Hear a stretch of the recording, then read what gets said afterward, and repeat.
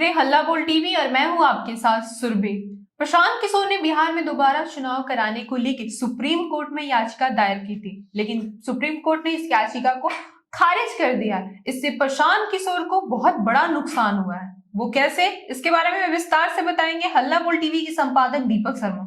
देखिए, अगर इतनी सख्त टिप्पणियां नहीं की हुई होती सुप्रीम कोर्ट ने तो नुकसान नहीं होता जी। सुप्रीम कोर्ट ने आज बड़ी सख्त टिप्पणियां की हैं। सुप्रीम कोर्ट ने प्रशांत किशोर से पूछा है कि आपको चुनाव में कितने वोट मिले जी। सबसे पहला सवाल। यह सवाल बहुत असहज करने वाला है जनसुराज को, क्योंकि यह सच है कि जनसुराज को बहुत ही कम वोट मिले हैं। इतने वोट भी नहीं मिले हैं कि वो बिहार की एक मान्यता प्राप्त पार्टी बने जी। दूसरी जो बात है वो ये है कि सुप्रीम कोर्ट ने पूछा कि आप हाई कोर्ट क्यों नहीं गए। ये तो कोई पैन इंडिया इशू नहीं है जी। जिसके लिए सुप्रीम कोर्ट आना है। आपके पास हाई कोर्ट का ऑप्शन था, पटना हाई कोर्ट का, आप वहां नहीं गए जी। उसके बाद सुप्रीम कोर्ट ने पूछा प्रशांत किशोर की पार्टी जनसुराज से कि आप अगर चुनाव जीत जाते तो क्या आप भी ये नहीं करते। अगर आप सरकार में आ जाते, आपकी सरकार बन जाती, तो क्या आप भी ये नहीं करते कि चुनाव से पहले जनता को के लिए ऐसी योजनाओं का ऐलान करते जिससे जनता खुश हो जाए और आपको वोट दे। क्या आप भी, आपकी सरकार बनती तो आप ऐसा नहीं करते। ये सवाल किया है। उसके बाद एक बेहद सख्त टिप्पणी सुप्रीम कोर्ट के जो सीजेआई हैं, chief justice of India Suryakant ji, उन्होंने कर दी। उन्होंने कहा कि जब जनता ने आपको रिजेक्ट कर दिया, जनता ने आपको नकार दिया, तो आप पब्लिसिटी के लिए हमारे पास आ गए और आप पब्लिसिटी के लिए न्यायिक मंच का, जुडिशियल प्लेटफॉर्म का इस्तेमाल कर रहे हैं।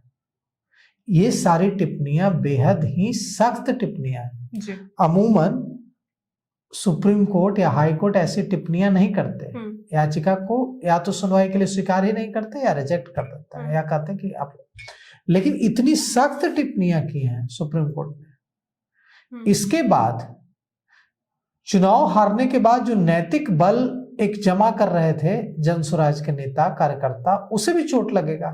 तो प्रशांत किशोर की पार्टी को सुप्रीम कोर्ट में यह याचिका दायर करने से फायदे की जगह नुकसान हो गया। इतनी डांट पड़ी है। सुप्रीम कोर्ट ने सीधे सीधे कह दिया ना कि ये पब्लिसिटी स्टंट है जी। सुप्रीम कोर्ट ने सीधे सीधे जनसुराज को, प्रशांत किशोर की पार्टी को कह दिया कि ये पब्लिसिटी स्टंट है। आपको जनता ने नकार दिया, जनता ने रिजेक्ट कर दिया। उसके बाद आप आए हैं जुडिशियल प्लेटफॉर्म, न्यायिक मंच का इस्तेमाल करने के लिए, और आप आकर हमें कह रहे हैं, हमें बता रहे हैं। अब प्रशांत किशोर का कार्यक्रम बिहार में शुरू हो रहा है। वे जिलों जिलों में जाएंगे जी। और पूर्वी चंपारण, दरभंगा और उसके आसपास के इलाकों में 1-2 दिन में वो 8 तारीख से घूमना शुरू करेंगे और लगातार उन इलाकों में जाएंगे और घूमेंगे। प्रशांत किशोर ने अपनी पार्टी की सदस्यता देने के लिए 100 रुपए मांगे और उन्होंने वादा किया 100 रुपए में आपको बहुत कुछ मिलने वाला है। हाँ, प्रशांत किशोर की ओर से, जनसुराज की ओर से आज कहा गया है कि जिनको भी सक्रिय सदस्यता लेनी है जनसुराज की जी, उनको 100 रुपए देना होगा और कम से कम 25 प्राथमिक सदस्य बनाने होंगे, तभी उन्हें सक्रिय सदस्य माना जाएगा जी। तो 100 रुपए में 1 साल के लिए सक्रिय सदस्यता मिलेगी और तब मिलेगी जब 100 रुपए भी देंगे और साथ ही साथ 25 प्राथमिक सदस्य भी बनाएंगे। और प्राथमिक सदस्य बनने के लिए कितने पैसे देने होंगे? 10 रुपए। 10 रुपए देकर कोई भी प्राथमिक सदस्य बन सकता है।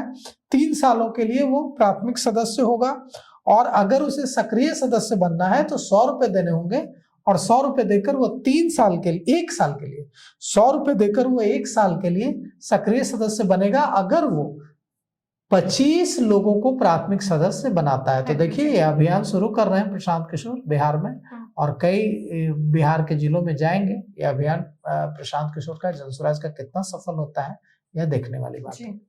एक तरफ सुप्रीम कोर्ट ने जनसुराज प्रशांत किशोर की याचिका को खारिज कर दिया, लेकिन दूसरी तरफ प्रशांत किशोर पुनः अपनी पार्टी के गठन में लगे हुए हैं और लगातार आगे जाकर वो कई जिलों में जाने वाले हैं। इसको लेके आपकी क्या राय है हमें कमेंट करके जरूर बताएं। फिलहाल इस पेशकश में इतना ही। तमाम खबरों के लिए देखते रहे हल्ला बोल टीवी। धन्यवाद।